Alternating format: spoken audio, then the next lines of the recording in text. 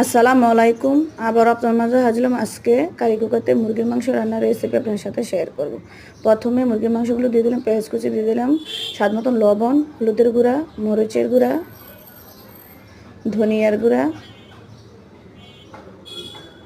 জিরার গুঁড়া, এলাচ, লং, তেজপাতা, দারচিনি, আদা রসুন পেস্ট দিয়ে ভালো করে মেখে নেব।